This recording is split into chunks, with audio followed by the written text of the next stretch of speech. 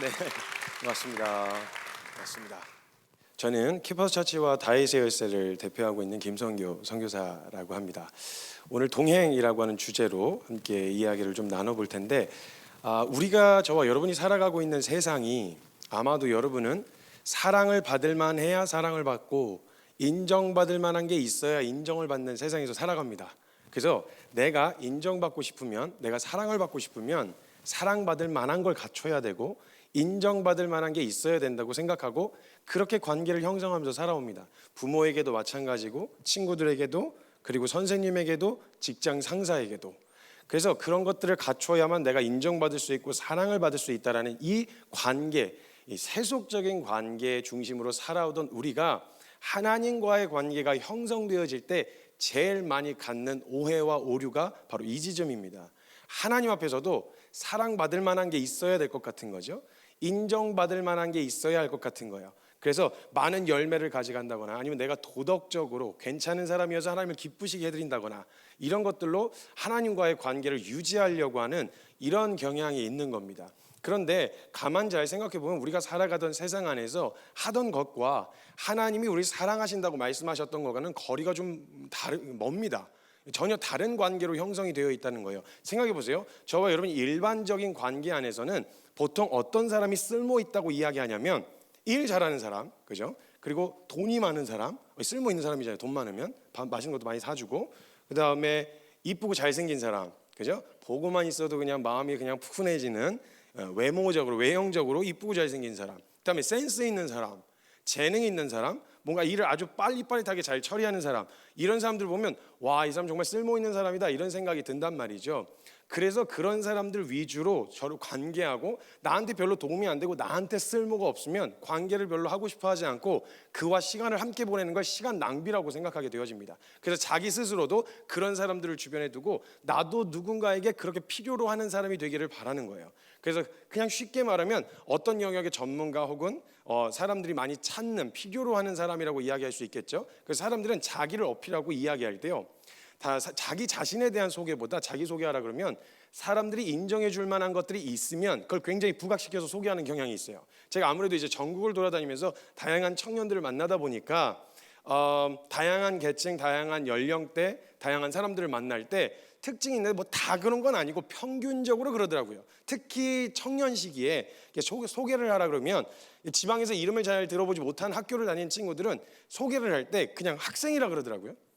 근데 인서울 중에서도 흔히 들어봤을 법한 학교에 다니는 친구들은 꼭 대화 중에 꼭 학교가 어딘지를 이야기하더라고요. 중간에 어느 학교 다니는 뭐 학생이다, 뭐 그런 학생이에요, 뭐 이런 식으로라도 어떻게든 그걸 어필해요. 왜냐하면 그렇게 이야기하고 나면 사람들이 대하는 태도가 달라지거든요. 딱 드러났을 때 그냥 외형적으로 드러나서 그런 이제 뭔가 풍기는 포스가 있으면은 처음부터 대하는 게 달라지지만 그런 걸로 접근이 안 된다 그러면 사람들은 자기가 가지고 있는 무엇으로 사람들한테 어필을 합니다. 그래야 그 사람들이 나를 대하는 태도, 나를 인정해주고 사랑해줄 거라고 생각을 하거든요. 이건요 굉장히 세속적인 가치예요. 근데 우린 이런 걸로 서로가 서로를 대해왔었기 때문에 신앙생활 안에서도 하나님을 대할 때 이런 정서가 나타나는 거예요. 하나님께 뭔가 내놓을 만한 게 있어야 돼. 드릴 만한 무언가가 있어야 돼. 내가 잘 살아야 돼. 뭔가 신앙생활 열심히 한다는 거. 신앙생활을 열심히 하고 잘한다는 의미가 성경에서 말한 것과 좀 다르지만 우리는 흔히 교회 열심히 다니고 봉사 열심히 하고 이런 것들을 통해서 내 믿음을 증명해야 이런 은혜를 받을 만한 사람, 그리고 내가 그런 사랑을 받을 만한 사람이 된다고 생각하는 거예요. 저와 여러분 안에 이런 정서들이 그냥 깔려 있는 거예요. 관계 안에서. 한번 생각해 보세요. 부모님들이 하는 거짓말이 있습니다. 아주 새빨간 거짓말이에요. 아이가 어린 아이일 때 자식에게 뭘 기대하냐고 물으면 한결같이 다들 이렇게 대답하십니다. 저는 뭐 다른 거 필요 없어요. 저는 우리 아이가 건강하게만 자랐으면 좋겠어요. 이렇게 얘기를 하십니다. 근데 오케이, 주님이 그 기도에 100% 또 응답을 해주셔가지고 얘가 30대가 되고 40대가 되고 올리 건강하기만 해. 잘 먹고 잘 자고 잘 싸. 오직 그것만 해. 그럼 괜찮겠냐고요. 이거 벌써 이거 아니란 말이죠. 그 시기에 맞는 기대하는 바가 생기게 되어지는 거예요. 그 원하는 바가 생기게 되어지는 거죠. 그리고 또 이런 거 있어요. 결혼 대상자들이 있으실 수도 있어요. 배우자를 놓고 기도하시는 분들 계시죠. 배우자를 놓고 기도할 때 사람들이 나름대로 다 개인 취향이라는 게 있습니다. 기대하는 기준이라는 게 있단 말이에요. 근데 이걸 갖다가 다 하나님 앞에 일일이 기도를 하면 너무 속물 같고 속보이기 때문에 그렇게 기도 안 해요. 나름대로 취향이 다 있거든요. 기왕이면 사람이 좀 진중했으면 좋겠고, 그죠? 그렇지만 사람이 또 진중하기만 하면 어떻게 삽니까? 사람이 좀 위트도 있었으면 좋겠고, 그죠? 그리고 자기 영역에 굉장히 프로페셔널 했으면 좋겠어요. 어떤 그런 영역과 분야를 갖고 있었으면 좋겠어요. 그런데 또 그렇게 하면 나랑 안 놀아주고 그러잖아요. 일에만 빠져있으면 안 되잖아요. 나하고도 잘 놀아줬으면 좋겠어요.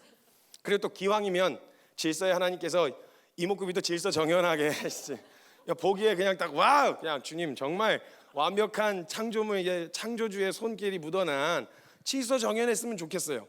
그러나 지가 잘생긴 줄은 몰라야 되겠어요. 이런 조건과 기준들이 다 있단 말입니다. 그죠?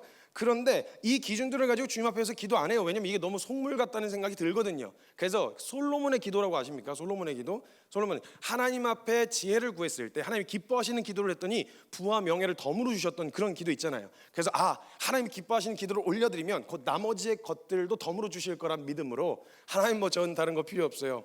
전 진짜 하나님 사랑하고 하나님 마음에 딱 합한 하나님이 기뻐하시는 그런 사람이면 전 충분합니다. 이렇게 기도를 했어요. 우리 지금 또 그런 건 고지고대로 응답하시거든요. 주님이 그 기도를 정말 내 마음에 합하기만 하면 돼? 이래가지고 주님이 한 명 데리고 오셨어요.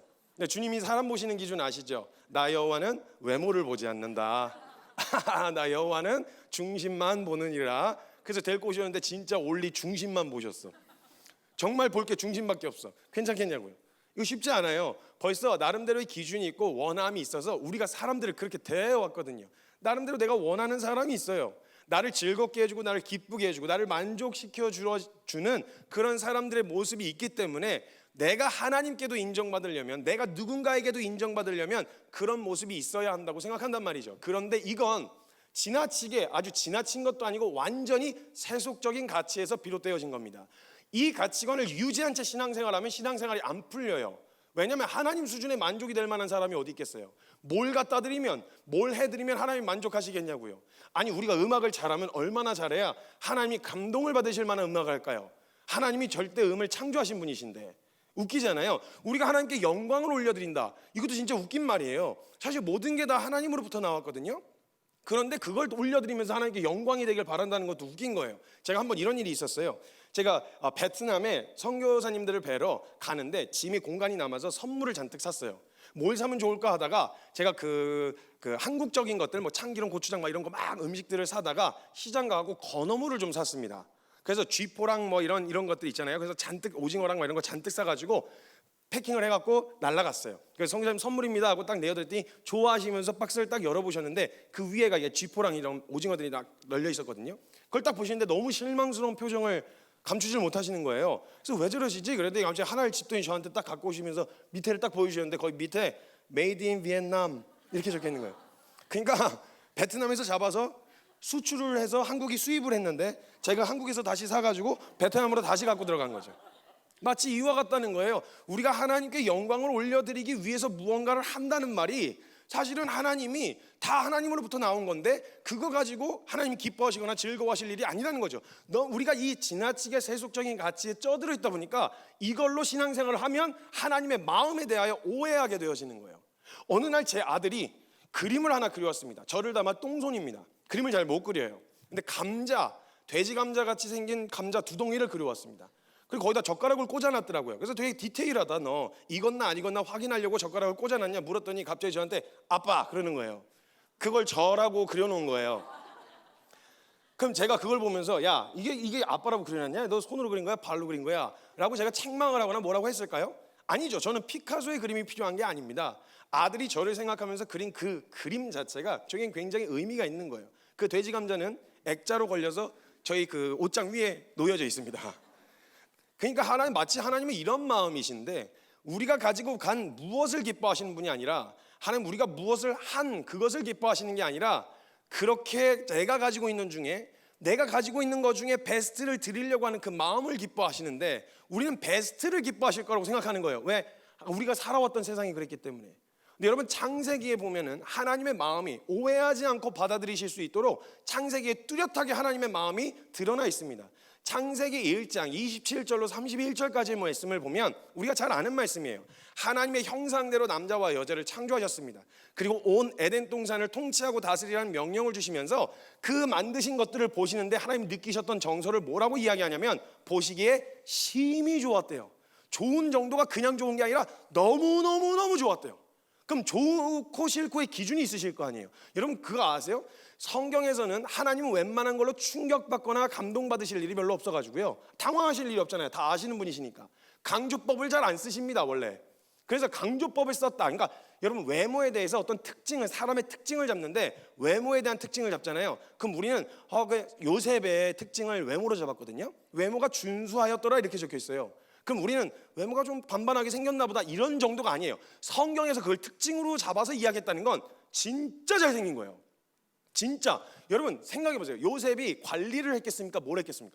지가 태닝을 한 게 아니에요. 그냥 탄 거예요. 탔는데 더럽게 탄 게 아니라 너무 예쁘게 탄 거예요. 그리고 뭔가 뭐 제대로 꾸미고 다닌 것도 아닌데 그냥 비율 자체 얼마나 멋있게 생겼었으면 보디발의 아내가 반했다니까요. 그러니까 진짜 잘생긴 건데 성경에서는 그냥 뭐 좀 준수하였더라 뭐 이렇게만 적어놨어요. 그러니까 강조법을 웬만하면 잘 안 써요. 그런데 좋았는데 그냥 좋은 게 아니라 너무 좋았대요. 심히 좋았대요. 그럼 좋은 기준이 있을 거 아니에요? 그럼 우리가 흔히 세속적인 가치 안에 살아가면서 저와 여러분이 야, 이 사람 보면서 너무 좋다, 너무 좋다라고 이야기할 만한 조건들을 가지고 한번 이야기를 해보죠. 하나님이 그런 거 보고 좋아하셨을지.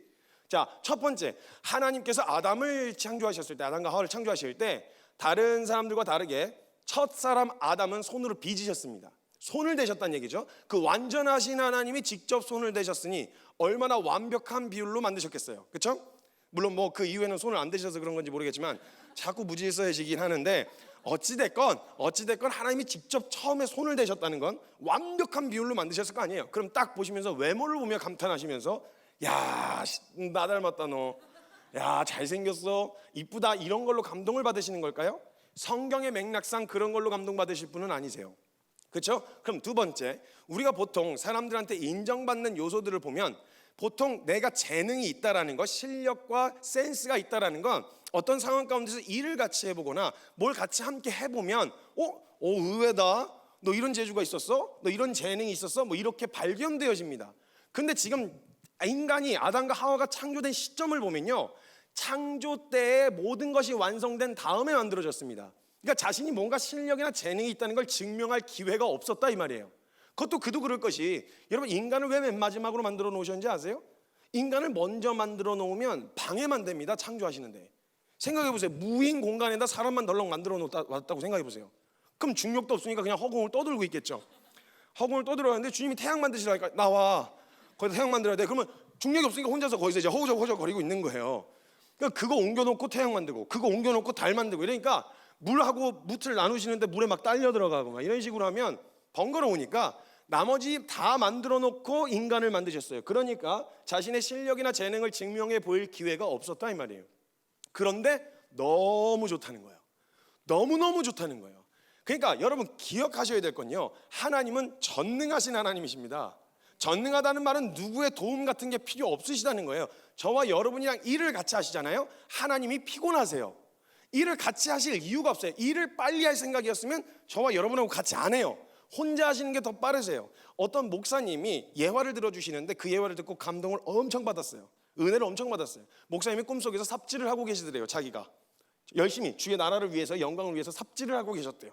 근데 누가 뒤에서 빵빵 비키라고 이렇게 크랙션 소리가 들리더래요. 그래갖고 또 주님 나라 위해서 뭔가 하려고 그러니까 사단이 방해를 하는구나 그래가지고 못 들은 척하고 더 열심히 하셨대요.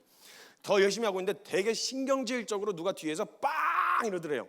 그래서 누구야 이러면서 짜증이 나서 뒤를 딱 봤는데 주님이 포크레인에 타셔가지고 나오라고, 비키라고, 확 갖다 같이 떠버릴 수도 없고 이걸 갖다가 나오라고 이러면서 손짓 하시는 걸 보셨대요. 그러니까 삽질 1000번보다 포크레인 한 삽이 효과적인데 주님 위해서 뭘 해보겠다고 앞에서 자꾸 얼찡거리는 바람에 주님이 할 일을 못 하시고 나와라, 비켜라, 일이 더뎌지는 거예요. 그러니까 일을 할 생각이었으면 하나님은 저와 여러분하고 같이 하실 이유가 없다는 거예요. 하나님이 원하신 건 딱 하나예요. 일을 같이 하자고 부르실 때는 일을 빨리 하기 위해서가 아니라 그 일을 통해 보여주고 싶은 영광을 같이 누리게 하고 싶으셔서 부르신다는 거예요. 함께 하고 싶은 마음 때문에 부르신다는 거예요. 이게 에덴 동산에서 하나님이 보시고 가장 기뻐하셨던 건 다른 게 아니었어요. 우리가 뭘 잘해서 대단한 재능이 있어서가 아니라 존재 그 자체였단 말이에요. 존재 그 자체. 에덴 동산의 모든 세팅되었던 것들이 그 에덴 동산 안에서 하나님과 동행하며 하나님과 같이 교제하고 마음껏 사랑을 고백하고 사랑을 나누는 그런 환경으로 조성하셨고 그게 목적이셨단 말이죠. 그런데 한 가지 문제가 생겼습니다. 그 에덴 동산에서 일어나지 말아야 할 일이 일어났죠.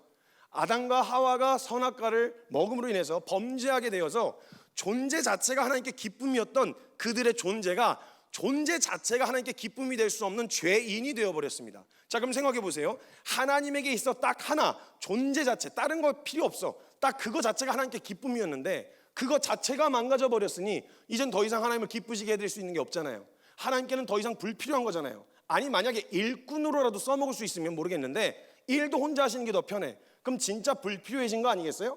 그런데 놀랍게도 하나님은 저와 여러분을 향한 마음이 범죄하기 전이나 후나 바뀌지가 않았어요. 여러분을 향한 그 마음이 범죄하기 전이나 후나 바뀌지 않았던 걸 어디서 볼 수 있느냐?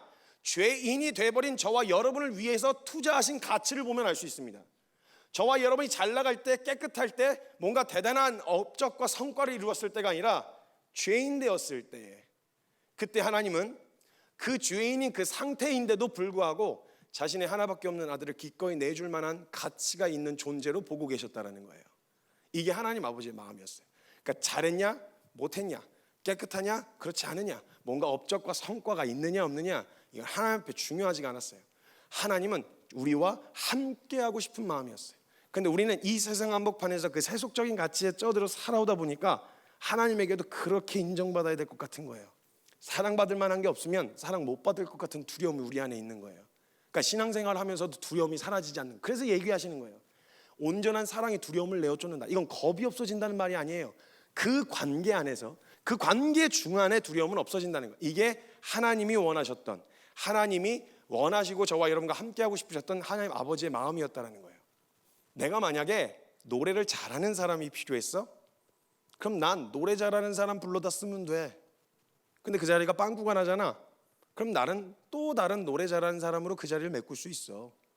성경에 만약에 내가 일을 잘하는 사람이 필요했잖아. 그럼 난 일 잘하는 사람 불러다 쓰면 돼. 근데 그 자리가 빵꾸가 나잖아. 난 또 다른 일 잘하는 사람으로 그 자리를 대체할 수 있어. 근데 성교야, 너는, 나에게 있어 너는 다른 대체할 만한 대안이 없어. 그래서 나는 너가 아니면 안 돼. 난 너여야만 해. 이 말씀을 해주시는데 그 말씀을 읽었던 본문이 양 100마리의 비유였어요. 100마리 중에 한 마리 잃어버렸습니다, 목자가.